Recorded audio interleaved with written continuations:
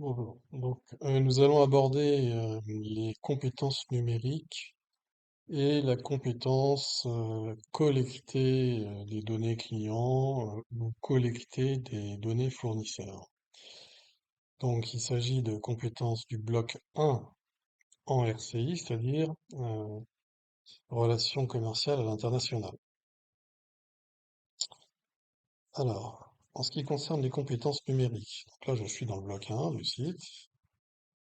Allons jeter un œil sur la liste des compétences. Donc, les compétences numériques au référentiel de votre BTS et des compétences PIX. Certains d'entre vous ont peut-être passé le test PIX, mais jetons un œil quand même sur les différents thématiques de ces compétences, car il faudra que vous développiez des outils numériques vous permettant donc de mettre en œuvre ces thématiques. Première thématique, mener une recherche et une veille d'information. Donc là, dans cette matière RCI, vous avez des activités professionnelles à faire et à présenter dans des fiches d'activité.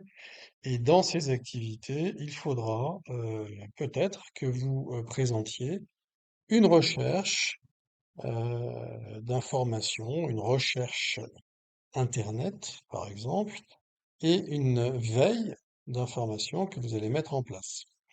Donc pour ça, vous allez mobiliser des outils numériques. Voilà la première thématique d'outils numériques, ou la première thématique sur laquelle des outils numériques peuvent être utilisés et présentés dans des fiches d'activité. Deuxième, gérer des données. Alors, pour gérer des données, il faut enfin, les collecter, les stocker, les organiser. Finalement, ici, la recherche et la veille permettent de collecter les informations. Tandis que la gestion des données, donc, c'est le stockage, l'organisation, c'est-à-dire le traitement de données collectées en informations peut-être secondaires que l'on va pouvoir analyser et évaluer, par exemple. Alors pour ça, il va falloir évidemment utiliser des bases de données. Donc, alors la base de données la plus simple ou le fichier numérique le plus simple que vous pouvez présenter dans des fiches, c'est le fichier Excel. C'est un tableur en fait. Donc, dans un tableur, alors Excel ou autre tableur, hein, ça peut être du Google Sheet ou autre. Donc, gérer les données va pouvoir se présenter, par exemple, alors si on parle d'Excel, ça va être donc un tableur Excel dans lequel vous allez avoir les données que vous avez collectées ici à travers une recherche Internet. Vous allez les présenter dans votre tableur Excel et vous allez travailler ce tableur Excel avec d'autres outils numériques qui sont par exemple les tableaux croisés dynamiques ou le tri, tout simplement, un tri simple dans votre fichier. Donc la gestion des données fait appel à des bases de données. Donc les bases de données les plus simples que vous pouvez présenter, effectivement, c'est sur un fichier Excel. Alors il se peut aussi que dans l'entreprise dans laquelle vous êtes, vous ayez accès à des bases de données plus complexes. Bon là, vous pourrez éventuellement utiliser ça pour vos fiches d'activité. Le problème, c'est est-ce que vous aurez encore les codes d'accès pour pouvoir les présenter au moment de l'examen? Autre thématique, traiter les données. Bon, je viens d'en parler un petit peu, hein, c'est-à-dire que le tableau croisé dynamique, par exemple, donc le tableur TCD, voilà, bon, j'en ai parlé ici sur la gestion des données, mais enfin, c'est un peu pareil, le traitement des données, voilà, tout ça, c'est un peu la même thématique. On travaille ça en même temps, en fait, hein, c'est-à-dire on va insérer les données dans un tableur et puis on va utiliser des fonctionnalités du tableur pour traiter ces données. C'est-à-dire faire des calculs, faire des tris, faire des présentations particulières que permettent justement la fonctionnalité, notamment tableau croisé dynamique. Deuxième type de compétences numériques sur le référentiel PIX, donc tout ce qui est communication et collaboration et qui vous permet d'interagir, de partager, de publier. Donc là, on est plutôt sur des logiques de, par exemple, ou collaborer, donc interagir, partager, collaborer. Donc on peut être sur du Google Drive, par exemple, ou un Drive en particulier, enfin un Drive, un autre, une autre marque, j'allais dire, un autre type de Drive dans lequel vous partagez des documents. Bon, bah, c'est une compétence numérique, donc vous pouvez présenter ça, même si c'est assez simple. Voilà, vous avez d'autres outils évidemment hein, que vous pouvez utiliser sur le partage, l'interaction et la collaboration en interne avec des équipes en interne. Mais l'idée est celle-là. Donc, ça peut être Trello, ça peut être Trello, ça peut être, voilà, il y a plein d'outils. Donc, vous allez présenter peut-être ce genre d'outils dans vos fiches d'activité. Pour la partie des compétences numériques, hein, je vous rappelle qu'il y a dans le référentiel deux choses que vous devez absolument présenter. C'est une compétence numérique qui utilise un tableur et une autre compétence numérique qui n'utilise pas un tableur. Donc ici, on est sur du Drive. Bon, bah, c'est pas du tableur. Ou du Trello, ce genre de choses, c'est pas du tableur. Alors que juste avant, on était sur du tableur plutôt. Ensuite, vous avez d'autres compétences numériques sur lesquelles vous pouvez travailler. C'est par exemple le Word, le PDF, voilà, la création de contenu. Ça peut être aussi la création d'images à travers du Canva, travailler sur des logos, des choses comme ça. Donc, différents outils, Word, PDF, PowerPoint, Canva et autres types. Ça peut être aussi des logiciels de montage de vidéos ou multimédia autour de ça, donc de la création de contenu.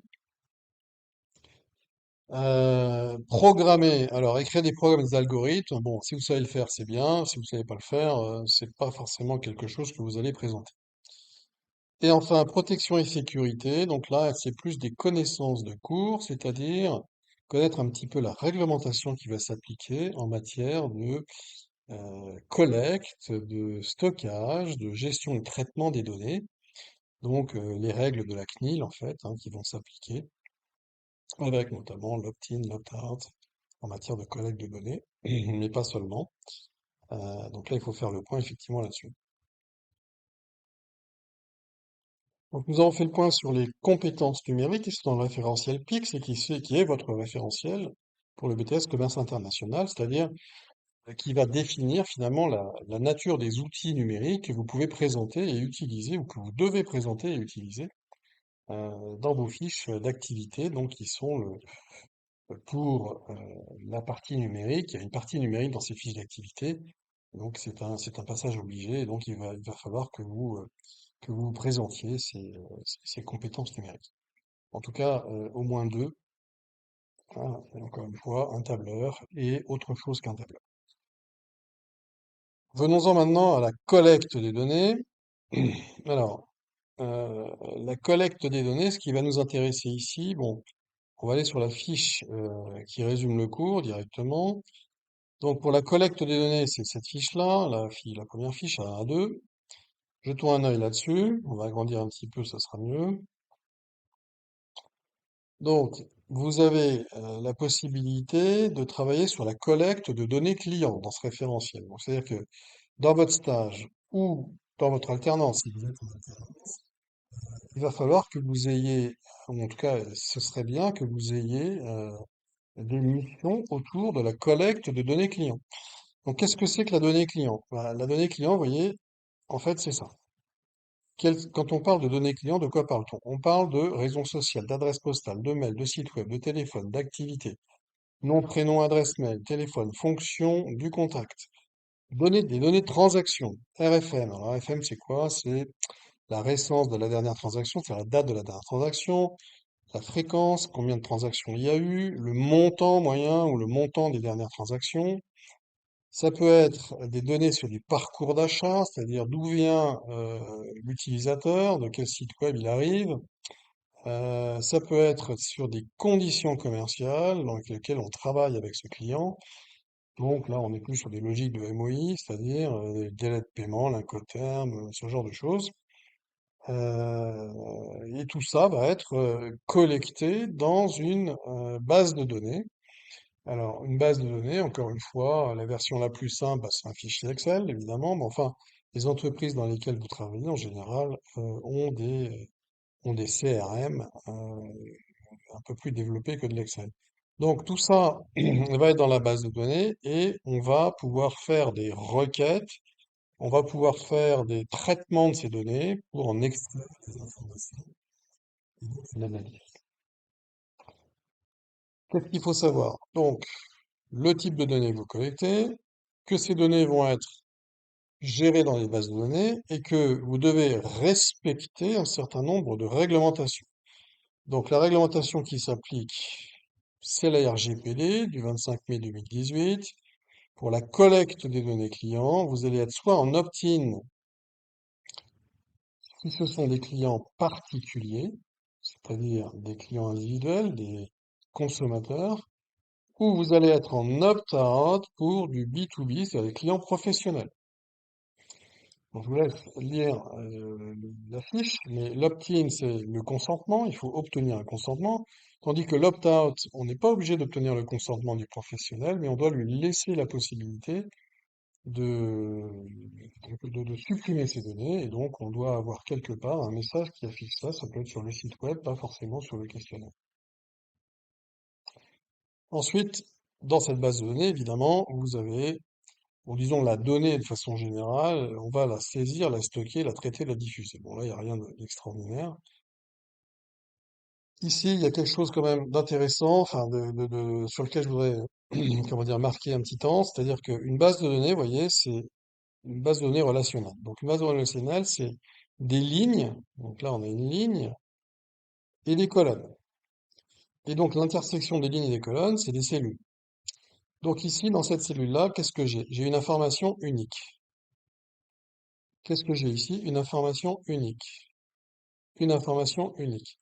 Donc, si vous présentez une base de données dans vos fiches d'activité, ou vous parlez d'une base de données dans vos fiches d'activité, dans lesquelles vous avez sur une cellule plusieurs informations, bah, c'est pas une base de données. Parce que il faut que dans ces cellules, il y ait une information unique.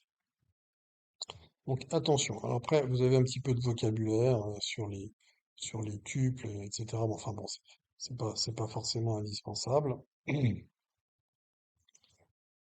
Alors, pour les fournisseurs, est-ce qu'on peut collecter des données fournisseurs? Ben oui, on va également collecter des données fournisseurs. Alors, qu'est-ce qu'on collecte comme données fournisseurs? Donc, dans une base de données fournisseurs, on peut également avoir dans cette base de données les prestataires logistiques. Et donc, le type de données qu'on va collecter, ben, ça va être ça. Des offres produits, des offres de services de ce fournisseur ou de ce prestataire, quelles sont ces offres, les conditions commerciales sur lesquelles on travaille, est-ce qu'il respecte une certaine démarche qualité, les normes qu'il respecte, et puis on va avoir des informations spécifiques sur, par exemple, les prestataires logistiques ou même les fournisseurs, les taux de retard, les taux d'incident, la qualité, la traçabilité. Et on peut avoir une information également sur la nature de la RGPD à respecter avec ce contact dans cette base de données. Bon, ici, ça va être des fournisseurs B2B ou des prestataires logistiques B2B, donc ça va être de l'opt-out. Donc voilà, dans cette compétence, comme vous le voyez, pour vous, il va s'agir de collecter des données, soit des données clients, ce type de données-là, soit des données fournisseurs, ce type de données. On les collecte dans une base de données qui peut être un fichier Excel simple ou bien quelque chose de plus développé. Et pour les collecter, il faut qu'on respecte la RGPD 2018 avec des conditions particulières ici qu'il faut maîtriser.